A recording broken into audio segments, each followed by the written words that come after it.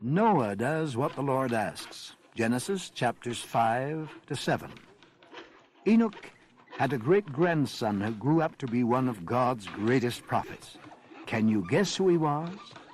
He was the mighty shipbuilder and prophet Noah. It was hard work to build such a big ship. It's no wonder the job took 120 years. But the Lord had told Noah to build a ship called an ark, so he did.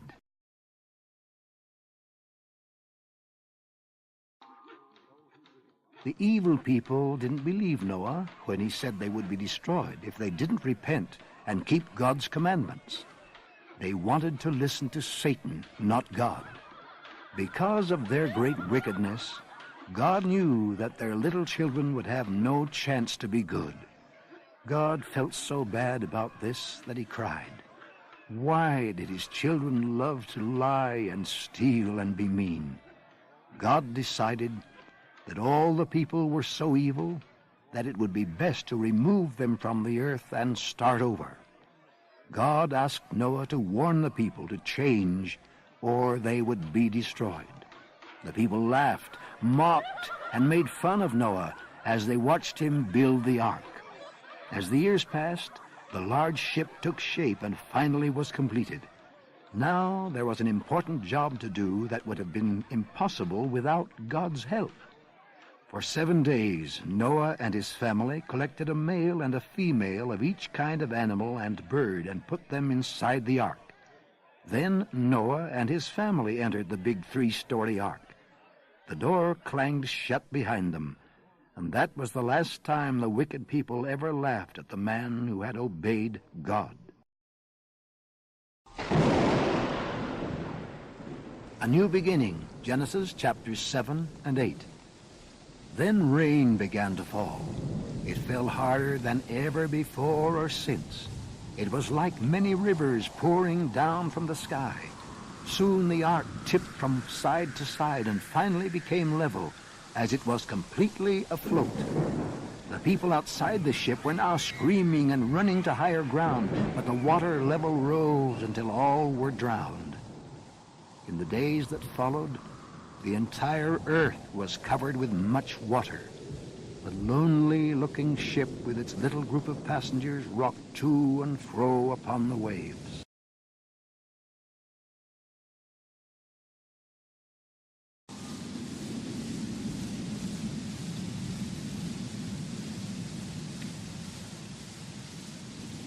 After 40 days and 40 nights, Noah, his wife, and their 3 boys, Shem, Ham, and Japheth, and their wives, were suddenly filled with hope. The sound of rain, which at first had roared and then later only pattered against the roof of the upper deck of the ark, had suddenly stopped.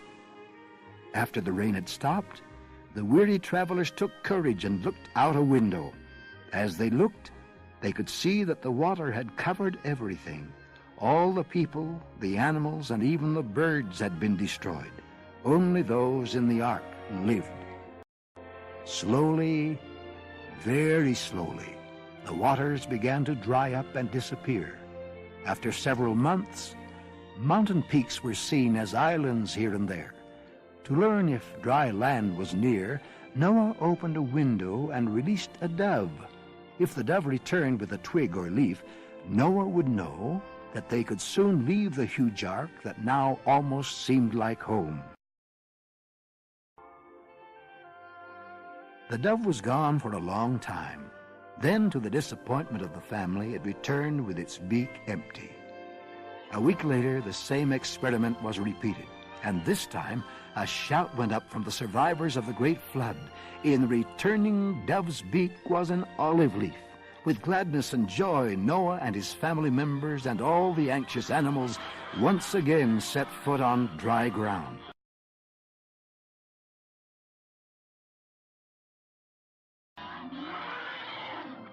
As Adam had done in his day, Noah now built a stone altar and offered sacrifices to God. The world was new again. God told Noah and his family that now his children could come to a home free of the wickedness and sins that had been in the hearts of the people before the flood. God promised Noah and his family that he would never again cause such a mighty flood to come upon the earth to destroy the people. As a sign of his promise to Noah and his family that the earth would never again be covered with water, God placed a beautiful rainbow in the sky. Man, on the other hand, should also strive to so live that such a sad thing would never again be necessary.